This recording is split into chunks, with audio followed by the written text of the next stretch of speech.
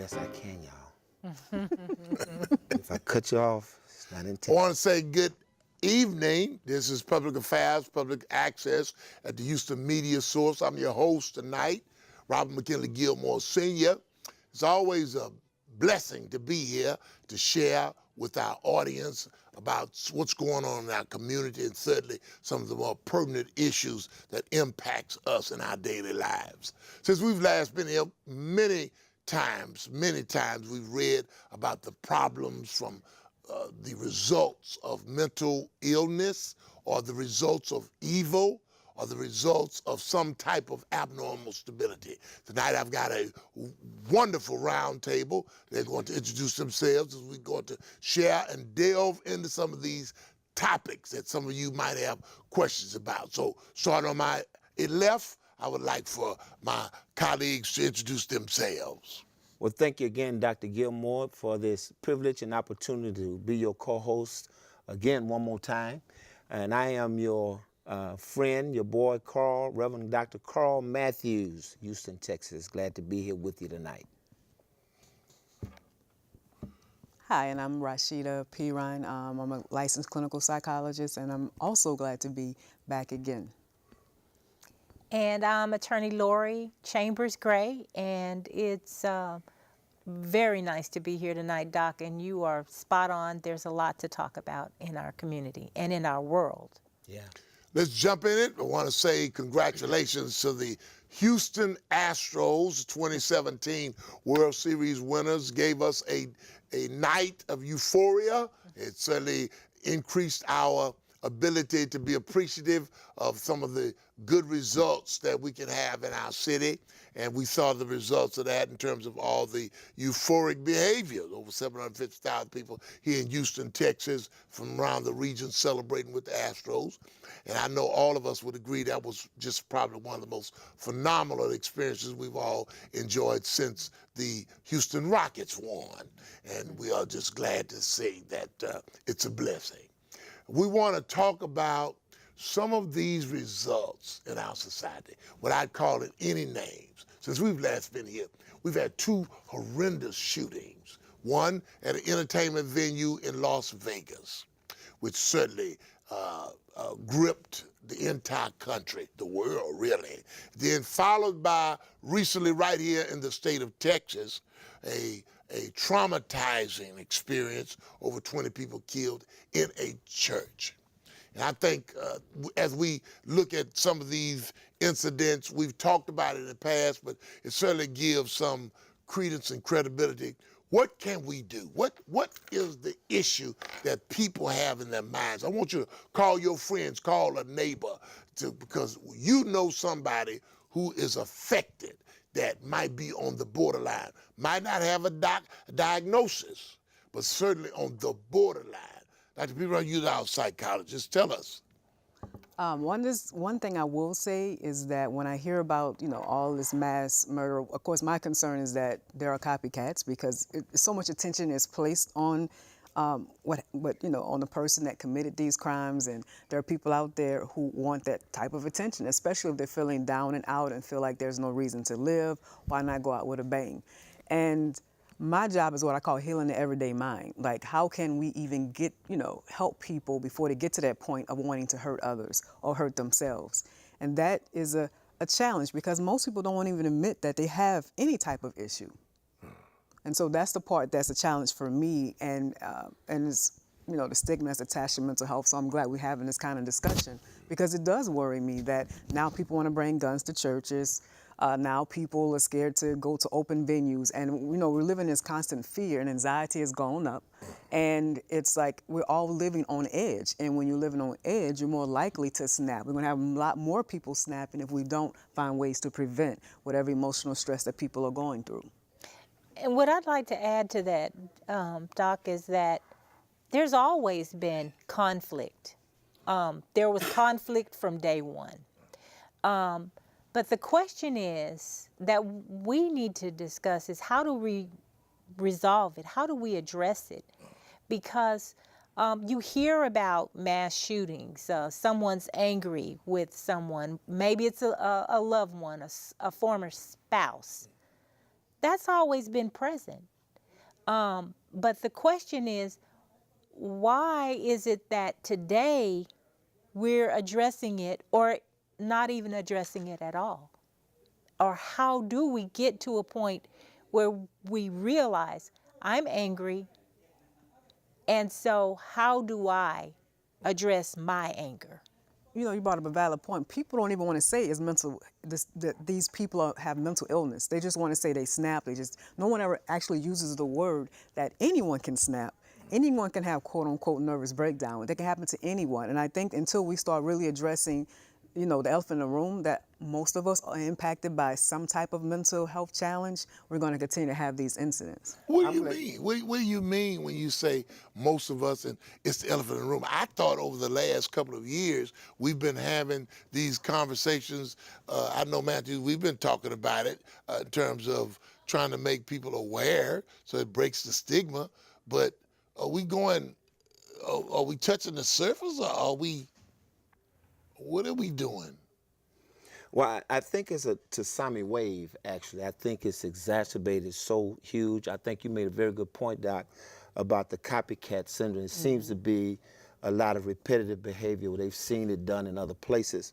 But let's talk about how we are affected. You know, if that's to be diagnosed as mental illness without having a legitimate diagnosis, then I have mental illness because just today in the going to the post office, this guy pulled next to me who looked just like that guy in Springfield who did the shooting at the church. Right. And me observing him, I'm looking at his pants sagging, look like I'm checking his waist to see if he got a pistol, you know, that kind of thing. And so That affected you? Very much so, because I mean, my movement was different. I was more observant. I was more attentive to his moves. And so the post office workers and I began to kind of talk about what do they see. And he even admitted that other people who come to deliver mail has made mention of different people's strange movement in the place. So, you know, I think it's a bittersweet. It makes people more aware of their surrounding, but how to fix that problem, I'm not quite sure what that looks like. Well, counsel, what do you, from the legal side of this, I mean, the reality is, what is it, First Amendment, Second Amendment rights? Well, yes, I mean, and there are arguments on both sides. I do not advance the idea that now we need to get rid of guns. Let me be clear. America has always had its guns. I mean, that is part of the rights that we have to carry a gun. But the question is, how do we manage that right with the responsibility of doing so in a proper way? So to say that we're going to just get away with, you know, give up all the guns, that's not the answer. That is a possible solution, but is that the solution? You know, I just got back from London, and in that part of the world, there are no guns. Right. But there are still mass things that happen, such as knife attacks or cars driving into crowds of people, bombs and what have you. So if we say, oh, let's take out all of the guns and then we'll be like a European country and we'll be safer. Isn't that different with terrorism? The idea of, what is it called? Domestic terrorism? Well, yes, but but we're not saying that all, you know, activity like that could be tied to terrorism. Right. I mean, it would be the same thing. I read of cases where someone was upset about something with a loved one or an ex, and there you have a mass stabbing and what have you. The question I think that we need to look at as a society, how is it that we've moved from, well, I'm angry that I'm no longer with my husband, and now I'm angry and say, now I'm going to kill myself. And then, oh, now I need to, you know, kill someone else and a whole lot of people. How have we moved from I'm angry and now I'm going to harm myself? And not only am I going to harm myself, but I'm now going to harm a lot of innocent people. Yeah. And we have to ask ourselves, how do we recognize that this is a possibility and address it before it becomes a problem? See, we want to see it as their problem, but we as society need to see it as this is our problem. But don't you violate the person's, what is it? Like we run, you violate the person's individual right? That Yes, the idea that if the person hasn't demonstrated the sense of harming themselves or someone else, that's the code, right? Yes. Only if you're harm to yourself or others do we, really step in to try to help. And at the end of the day, a lot of times we don't know that person is about to kill themselves or kill someone else until it's too late. Right. So really, that's an unspoken word. Yes. So it sounds like I kind of picked up from Attorney Gray that it may not be a bad idea for people to get help in understanding how to manage their emotions. Mm-hmm. Because anger is something we face, we experience. Mm-hmm. Anxiety is something we experience. So, I mean, but many of us have not resulted to hurting ourselves Yes. or others. Yes. Which means we had some concept about how we need to manage ourselves, right? Yes. But if other people don't understand that these type of emotions can exacerbate to a level of snapping, as we would say, snapping, Yes. then how do we arm a person to understand how to manage that from getting to that level? Because woosah just don't work all the time. No, it doesn't. What? Woosah. Oh, who is that? Taking a deep breath. Yes, take a deep breath. Woosah. Woosah. Breathe. Yes. Woosah doesn't work. Breathe. Yes. Yes, breathe. I think we used to talk to each other a what? lot more. I think we used to talk to each other a lot more rather than Google everything. I can remember when, there was always a big mama on the corner, someone there to try to talk to us, to lead us through the aspects that we're going to face in life. And I think that we're not really talking to each other. I can tell you, I, like most of you out there, have read everything you could get your hands on about what happened. And you hear about relationships that have gone wrong. Right. And where is it for someone who has no community, so to speak? They're living in a community, right, but there's no one to call up and say, hey, I'm hurting, and I need to fire out, how can I get better? How can I stop this hurt? Well, don't y'all do that at the beauty shop? And we used thought to that was some an degree. Barbershop. In the barbershop. Beauty some shop. degree. But not anymore, because we're always on our phones. We're watching Netflix. That is true. And we're on Facebook. Yes, and you brought, I think, and hi, Facebook. Yeah, and I think media and social media plays a part. I think, everyone's so focused. I work with a lot of young people, and the lack of empathy that, young people have nowadays scares me.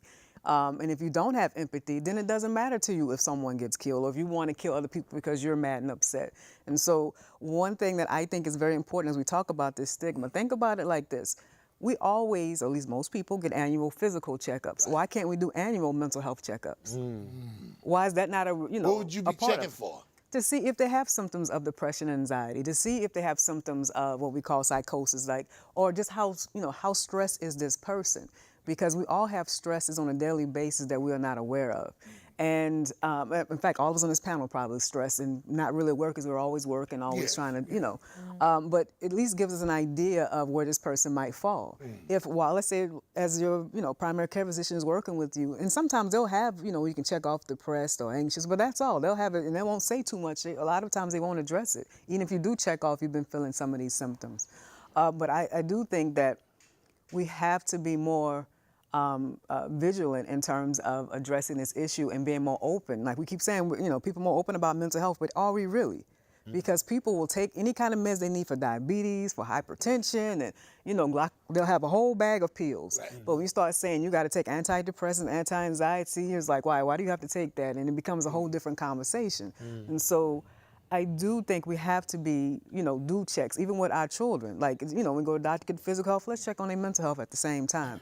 And I don't know how to push that kind of, action, but it's something that I think is needed, especially in light of media and social media and how so many of us are, influenced by what we see on TV. Well, We're going back to that issue. You remember years ago when they came up when they said that the music was Yes. influencing, Yes. remember? Yes. And the video game, remember New Jack City? Absolutely. Oh, Having a yes. flashback. It was a good movie, though. Your mental health. I'm sorry. You need mental health. Shit, I'm having a flashback right now. Yeah, it was a good movie. But it was an influencing movie Yes, it that was. started a whole era of abnormal behavior, which in many cases people didn't recognize was going to be illuminated on screen. And then it's been followed up in many ways. And now with these new, what are these games? The War of the World, the names of these games. Some of these young people are immersed in them. Yes. And of course, it makes me wonder, are people really dealing with reality? That's a good point. you know, one thing I do want to say, and I have to say this, is that the justice system also will have to step in, and we have to do our jobs too, because in a number of these instances, there were things that should have been done that weren't done, and nothing happened. What do you mean? Right, there was no consequence. There were no consequences. So if I'm having a problem and I'm displaying those, but nothing is being done to me, if I look one way, but then if I'm of another race and I display something, the whole full brunt of the law is going to come down upon me. And Lady Justice wears a blind over her eyes because the law is supposed to be fairly dispensed. Right. And so my question is, how is it that nothing is done and there are no consequences in some cases? And that failure to act results in many lives being lost. Many. So is the system put in place with these checks and balances relative to behavior or actions of behavior? You can't purchase a gun if you've done certain things or whatever the case is. Then, whether it's federal or state, people don't follow through. Well, see, the law is there and it's fair. On its face, it's fair. It's fair. Let's just follow the law. If the law says I've had a conviction for beating my spouse and children, let that be followed up on if it needs to be followed up on. Don't look at me and say, okay, but I'm not going to follow the law in this instance. Right. I'm going to give you a pass. The law is there and it's neutral. Who should be at fault when it's not? Well, we must follow the law. And I think that in many instances, we're all at fault because we must be able to look at it and say, this is a law and we must follow this law. And when it's not followed, call it out that it's not being followed. So you're saying like the person who sold him the gun, for instance, or the store in which he was able to purchase, the weapon, that if they didn't follow proper channels, there should be some consequence. Or if you know that a person has a criminal background and you issue a weapon to them, you should be responsible for that. I'm thinking about now the case in California most recently. I mean, we didn't mention that. Yeah, that just happened. There were many calls to the police out to home. But what happened? In one instance there was a bond placed and the person got out and was able to shoot. Right. There are other cases where no bond would have even been set because the person would have been seen as a threat to themselves and society just because of the way they looked. And so therefore the bond would have been impossible. But if it's someone else, okay, we'll go ahead and set a bond very low or set a bond and then let you out. No, If we have to look at every instance, not from a perspective of an outcome that we're secretly wanting, but from what is in the best interest of all of the people. Yeah, yeah. I definitely agree with that, Counselor. As we've talked about it before with, I think the governor referenced to it as evil. And as I thought more about the term itself, evil, it's evil to have a law that's supposed to be equitable, but it's not enforced equitably. Yes. You know, it's evil. It's a sad tragedy. And it's evil for what happened at the church. What happened at just recently. But whenever we're in a position and a sphere of influence to make a change and make a difference, to empower people and have a safe place for people, and we negate those responsibilities, that is just as evil as a person pulling the trigger, as far as I'm concerned. No, exactly. I agree. And in many cases they're crying out for help, but we're not giving that help. Well, who's the responsible party if, in fact, the new policy is that I know from the 80s, I guess it was the 80s, when they closed a large number of mental health facilities, Yes. community-based facilities. Who becomes the party? Because in Houston, we've seen a couple of shootings at some of these homeless locations, which 60% of people who are homeless are mentally ill. A significant number of people are mentally ill, unable to take care of themselves. And yet, there's no policy in most major cities. I mean, you've been to Washington, D.C. lately. I mean, it depends on which State Department building you leaving out of, how many homeless people you gonna see. That's true. Or people that's, obviously in need of help. I saw an editorial that said, it's just a shame the way we're treating people. And this is at the lower scale. I guess I would consider that the lower scale in terms of the person saying, I'm not going to get a job, I got a mental illness, this is just me. As opposed to a person like the Vegas shooter who was quite capable of buying 10 automatic rifles and 10,000 rounds of ammunition and getting a hotel room and shooting out the window. Which is worse? Which needs the help more? How obvious is it to people to say, I'm going to pass by the person who's the mass shooter as he packs the guns into the hotel, and I'm not going to let the homeless person come in because I see them just begging for food? Who's responsible? I guess we coming to the point in 2017 as this year comes to a close. Who's responsible? Well, let me say this, Doc. One thing I've assessed since Harvey is that with the outpouring of donations and contributions from corporations and foundations and professionals, athletes and actors and actresses, if there was a focus to resolve the problem, we could fix it. What do you mean? What I mean is we could pull. Obviously we can raise resources, monetary resources. We've seen that. Over $350 million in Houston alone. Absolutely, and here it is. We still have this problem existing, as you're talking about. Right. That's right before us. I mean, my office is directly across the street from Tent City. Right.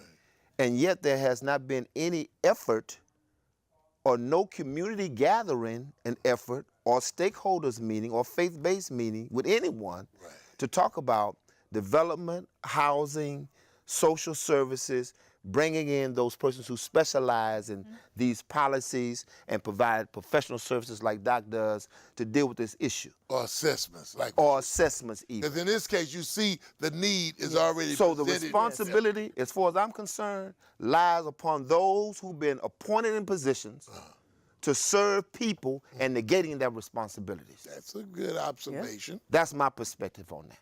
And I think that's a form of evil as well. Even if you're not the one pulling the trigger, but if you're in a position where you can pull the trigger to make a difference and don't, then you're part. If you're not fixing the problem, you're part of the problem.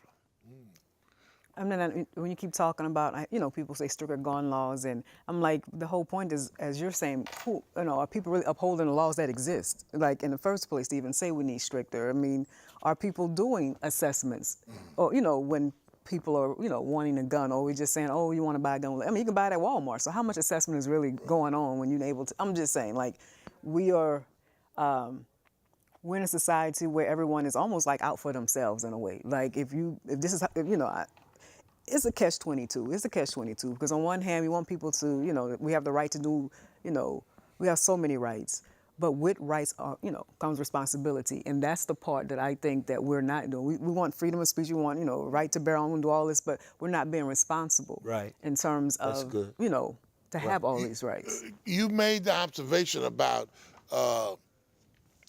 London, and I know some countries like China and others, I'm quite sure, and I've tried to look at some of the methods of how they deal with this same types of problem, but they don't seem to have the same magnitude. I know I've read, many people read, when Australia first had its mass shooting many years ago, they went to the legislative parliament, whatever, and changed it. They haven't had a mass shooting since. Wow. I mean, the reality of dealing with certain problems. If Dr. Bell was here, she'd be talking about this cultural. If Wilson was here, he'd be talking about this cultural. We need to be closer to where our cultural roots and beliefs are to deal with our sanity. Mm-hmm. And I think that what we're doing tonight, Doc, is putting it out there just for the people. This isn't some sort of cable television. We're just right here in your community, and we're saying to the community that you're important, that we need to talk about this, we need to help each other. And so when we begin to have this conversation, we begin to recognize, A, that there's a problem, and B, that we need to be responsible for fixing it. So we start having the conversation. Yeah, in addition to that too, Attorney Gray, Dr. Gilmore, there are some people who are trying to take responsibility, who family members have been impacted Yes.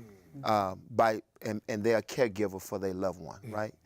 But the reality is, well, somewhat reality, is that when they seek help, it's not available.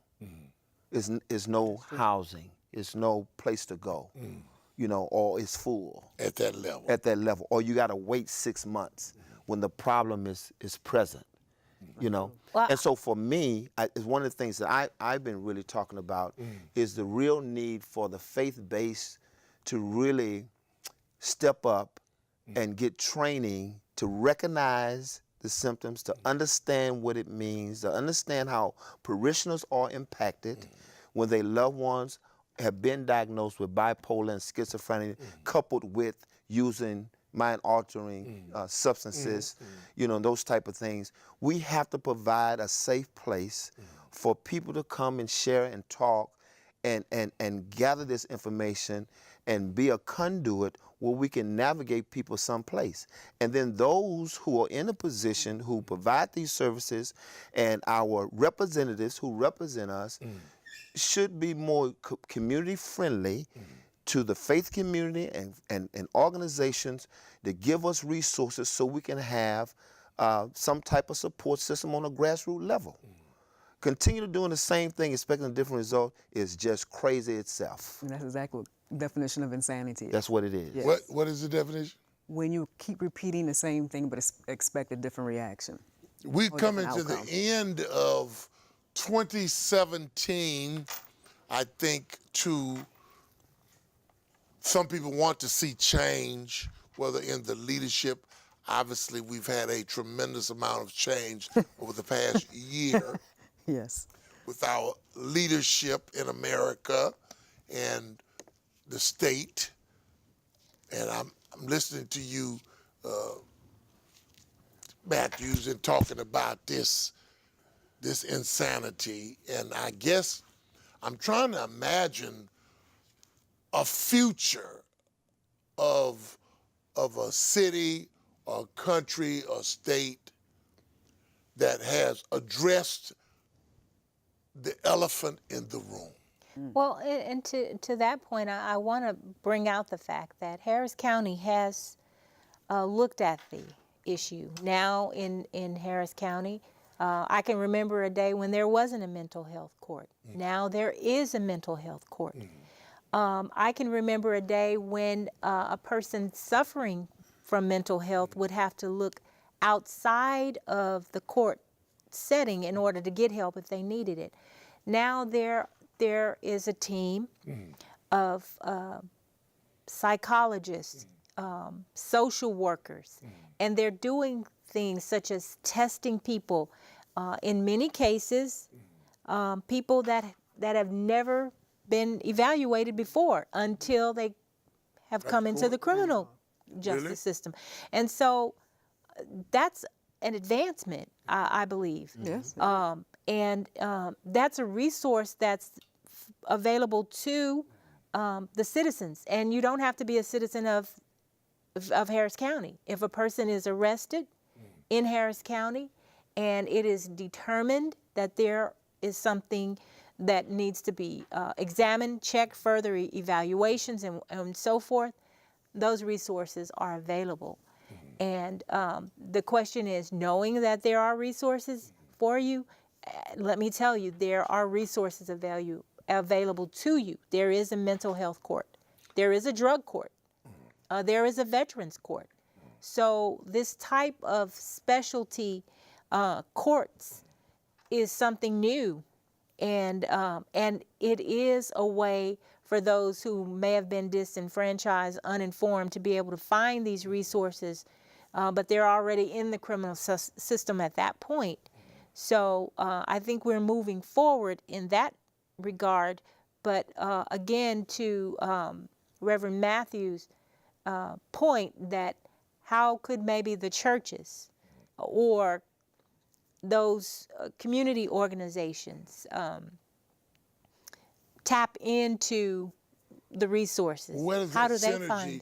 I guess my question might be, as we head to 2018, where does that synergy come from? Is it the legal community, the elected politicians or leaders, the professional mental health providers, the faith-based leadership? Should it be some synergy? Should we go into 2018 asking for a special commission in Houston, Texas, Harris County, to address it, so that we don't become, I'm not calling nobody city, but we don't become like some cities right now where it's out of control and there are 700 murders. I'm not calling no city, but there are some cities in our country, United States of America, that are out of control in terms of murders, drive-by, whatever.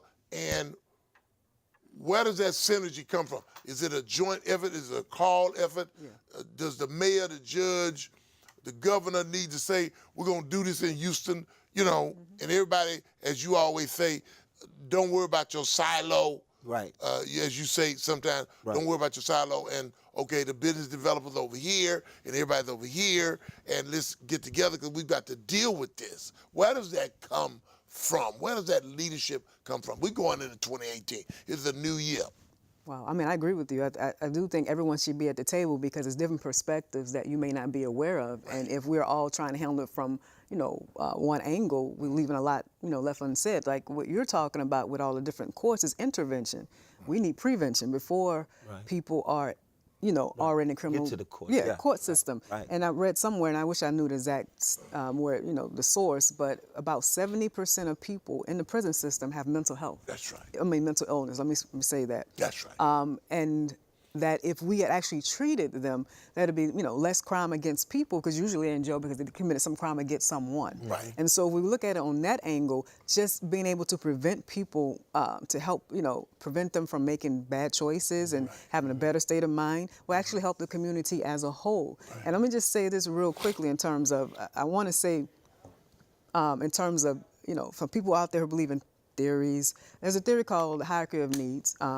That talks about that we can't be the best person possible unless we have our basic needs met. And the first one being food, food, shelter, just the basics. Basic. Second is safety. That's So right. if you're still stuck in those two at the bottom, Right. there's no way you can be the best person possible. Right. And no matter what anyone says, if you're hungry, you can't function on, Going to what the baseball game. Exactly. You're not even Can't worried buy no about chips. Yes, exactly. You're not, and so when we're dealing with the basic levels of people not getting their Basic needs met, levels. how do we expect people to do anything else but what is happening right now? And that's a good point. Evil. Just the affordability of it, because if I need to make the determination, am I going to go and see a psychologist or pay the light bill? I think I'm going to pay You're gonna pay my the light light bill. bill. And I know that I need help in this scenario. So it has to be within reach. And we can call 911 and the police is going to come out on that free call. But where do we call, or where do we go as a society to get the help? That's a question I still have issues with, because even we have clients that come in that need an escort to the hospital. A lot of police, they're like, they don't really want to do it either. Like, they're not trained in how to handle a person who's psychotic or who's actively not in their right mind, and so they're scared because they're like, their job is to protect and serve, and so if someone is having all these issues, sometimes it's handled the wrong way, and so. That's the issue even for us to even call the police and say, we need your help, and Right. Can you help us? And they're don't looking know at us how like, that outcome is yeah, gonna be, it could go to, because this is where I'm like, I wish I didn't call the police in Right, terms of some of right. the patients that I have. Right. Yeah, and Because the HPD as well as Yes.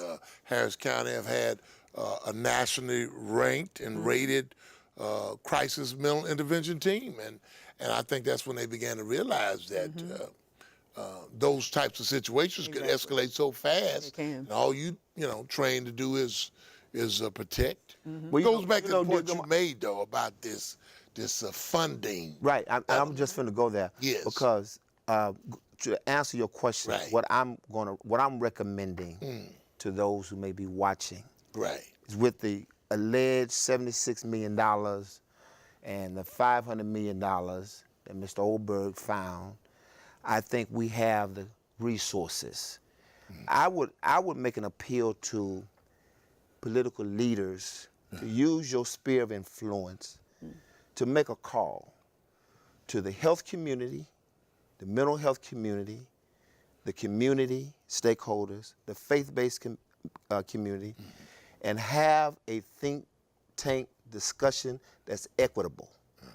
You continue to do business the same way, the same people, the same clique, the same group, and nothing gets done. Same results. I'm tired, man, of seeing children, innocent children die. Innocent people that you can't even go to the park with your girlfriend. Now it's getting to a point you can't even get a girlfriend because you don't know if you can touch her or not. It's just crazy. Excuse me, some of my mental illness is coming out right now. So, but at least I recognize. And that's the point. recognize the first That's step. the You point recognize. that we Yes, got to get our recognize, community to yes. recognize. Yes, recognize your it first. mental illness. That you- So Yes. I'm getting it out so I don't hurt myself or hurt anybody on this panel. Okay? I think that's a funny thing, but it's true. It's true. Recently, we've had a number of repressed issues that have been coming out about sexual harassment, Yes. and I asked you about that. I mean, people come out and say the ex-president groped me, the man sitting in a wheelchair. Well, I mean, that's not a very good grope to me. I understand when people say they was harassed 15, 20, 30 years ago, but Dr. B. Ron, this is like people having some kind of repressed feelings, and all of a sudden they done raised their children. Now they want to come out and talk about what happened when they were 16. You 53. I mean, I don't know which way to address that. We're talking I'm about just saying, I mean, sexual people have harassment a lot of or issues repressed? in their head Yes. that affects them. I mean, that's just a Well, point of a yeah. topic. No, but it goes with the media again, because the media is very influential. So you might, and the thing is, our memories, oh my goodness, our memories are so laden with different it's not, no one has the exact same memory. Meaning, like, if you and your siblings experience the same event, you all going to have different memories of that event. You will not say the same story because your own thought process, your own bias is part of it. Wow. Repressed memory becomes hard. It's one of those things when people say this is what happened to me. It's very difficult because you don't know if different events have happened since that time that might have made you feel this is what happened way back when. Right. It's hard to say.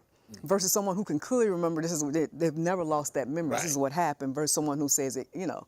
But you get influenced by TV. You get influenced, and it sounds like that probably did happen to me. I don't, you know, maybe, you know, I was too lax about this or too, I don't know. It's just scary for me because as a woman, when I don't want to ever accuse any woman or any man who claims someone did something to them. But the more and more we hear, we become numb to it. And after a while, we're like, oh, here's somebody else saying they were, harassed, and someone else saying they were, and it becomes like this, this numbness that comes over people when they hear it too much. And it definitely worries me in terms of, when people are being legitimate.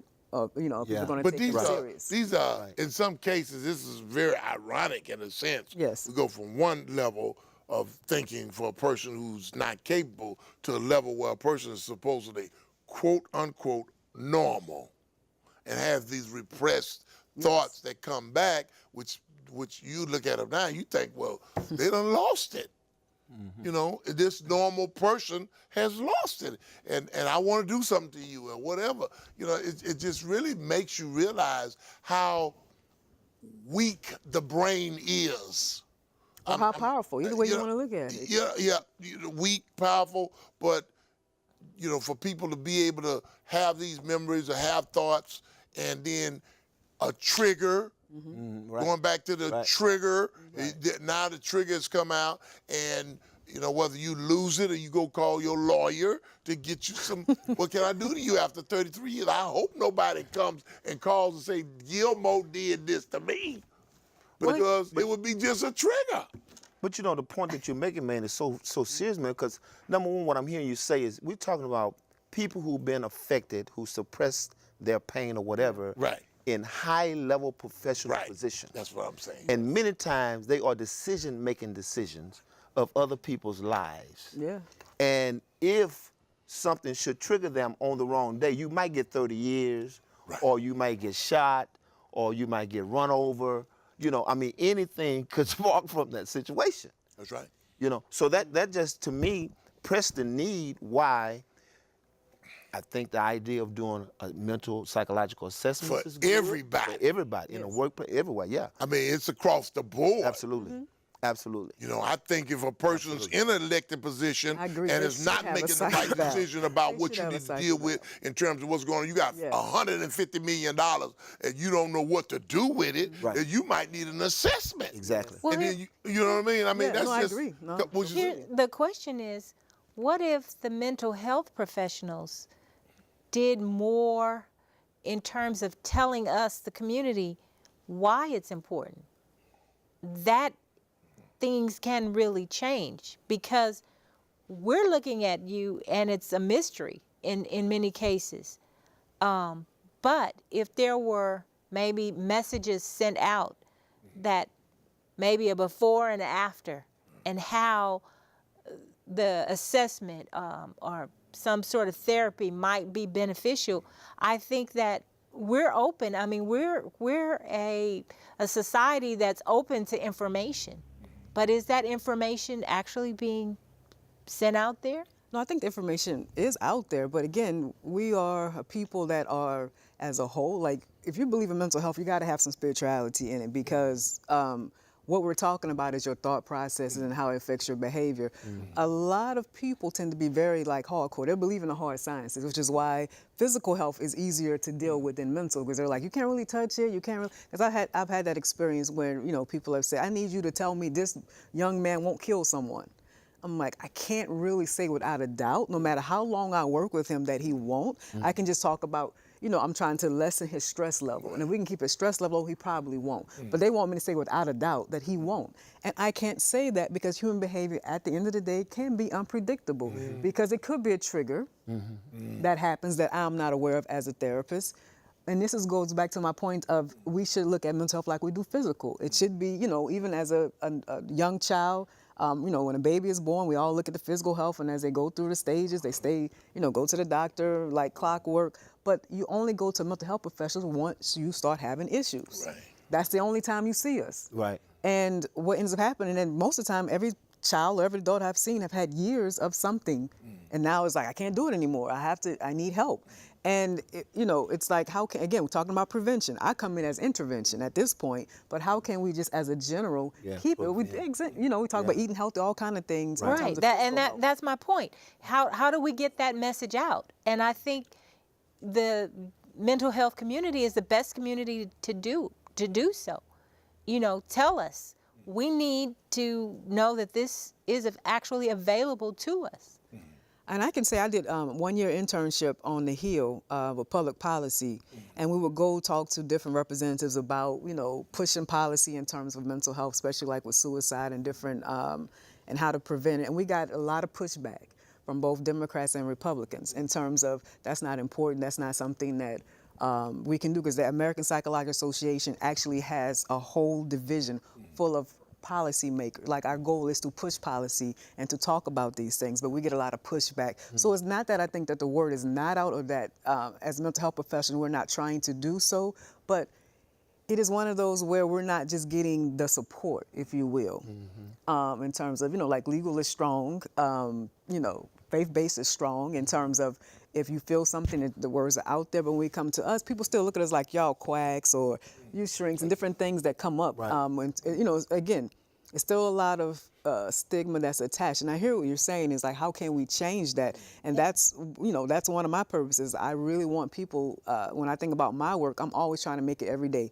Heal the everyday mind. I want you to feel like, any of us can, any of us can trigger and have, snap. I want people to be fully aware that it can happen to anybody. It's not that person over there. It's not my brother, not my sister. It could be you. And so until we realize that mental health is an important piece, we will continue to suffer as we have been. My. Closing comments, Counselor. You have some thoughts that... My first thought is we are a society that's in transition. We... in Houston, we've gone through a horrific storm that has totally upset our day-to-day life. Our courts are still not back and running. And I was thinking about the commercial that came after Harvey that said we're Houston strong, we're winners. But I want us to know that it's okay to say that we have a problem and seek a solution. It's perfectly normal. It's okay to be angry. It's okay to have your gun. It's okay to want your rights. But with each one of those rights come a responsibility. You can't have a driver's license and drive drunk just because you have a license. Because our laws are there to say, hey, look, you have the right to have a license and the right to have a drink. But when you put those two together, and if one changes the equation and make you unable to drive, then you shouldn't be driving. And so what I'm saying is, tonight it's okay to hurt.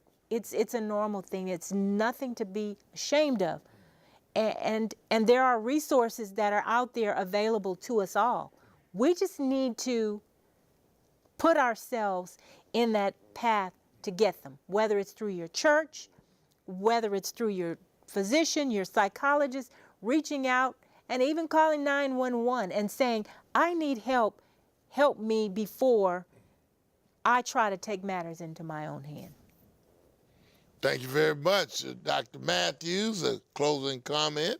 Well, I just want to say, man, to each of you, your audience, for listening, tuning in, don't hurt yourself, don't hurt others.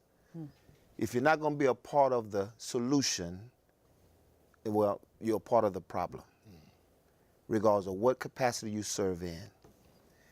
Please help us. We need you. Dr. P. Run, your psychological insight has been so thoughtful tonight.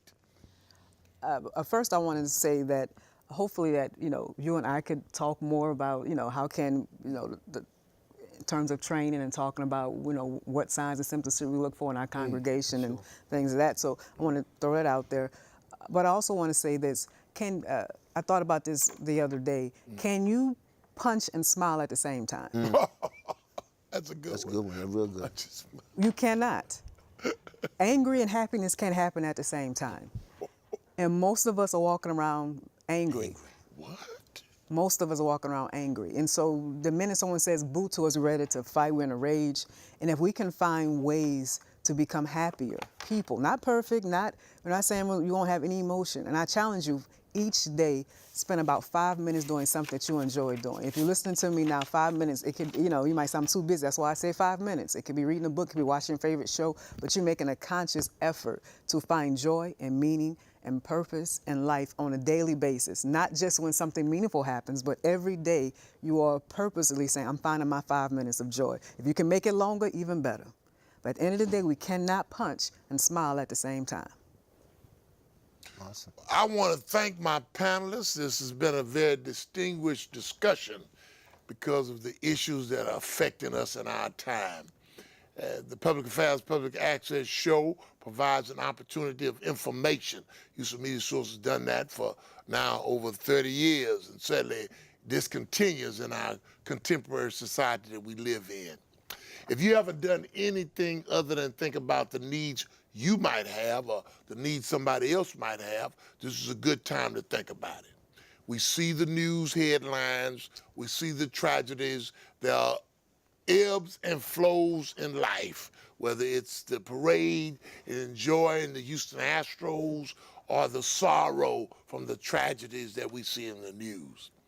Either way, it affects us as human beings. And I think in the end, that's what we've got to do. I hope that the leadership in our city, our county, those who are concerned about those who are the least of those can have an opportunity to reach out to individuals. And then as Dr. Matthews often says, get out of your silo, the idea that you have been doing the same things and it's bringing the same results. Like Piran said, that's insanity. And that means you just need more therapy. And of course, as the attorney has told us, everything is turned upside down in the court system in Harris County. And I've read some of the news stories about new ways of even dealing with trials, and because people can't deal with the standard way. Maybe sometimes a storm or a tragedy is good. Maybe that makes a person think we've got to do things differently. And maybe it make people realize that today is not the same way we need to do things because we're getting the same results. And so certainly we pray for those families who have been impacted. We pray for the loved ones. We pray for the friends. We pray for our community as a whole. But we are in trying times in America. We're in trying times in Texas and trying times in Houston and Harris County. And I hope that we have other opportunities to share with you from such distinguished guests as what we've had tonight and continue this dialogue with the Houston Media Source. It's always my pleasure to be your host. I'm Robert McKinley Gilmore Sr. It's a blessing to be here. Until we can meet again, you stay in tune. Houston Public Affairs, Public Access, right here. Thank you very much.